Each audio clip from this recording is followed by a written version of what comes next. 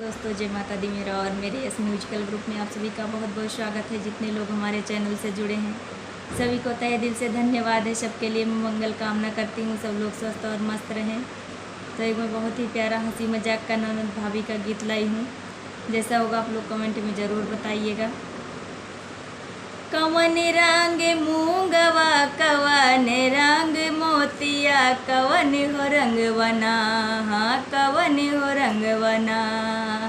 कवन रंग मूंगवा कवन रंग मोतिया, कवन हो रंगवना।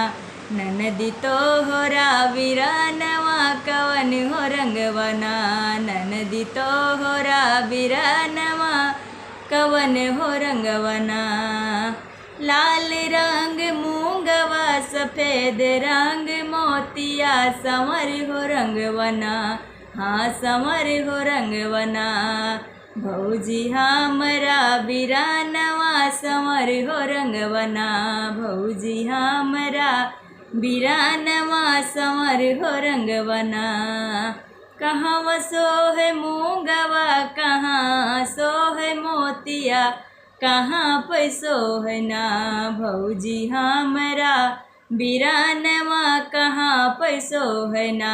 भौजी हमरा वीरानवा, कहाँ पैसो है ना। नाक सोहे मूंगवा गले में सोहे मोतिया, से जरिया सोहे ना, हाँ से जरिया सोहे ना।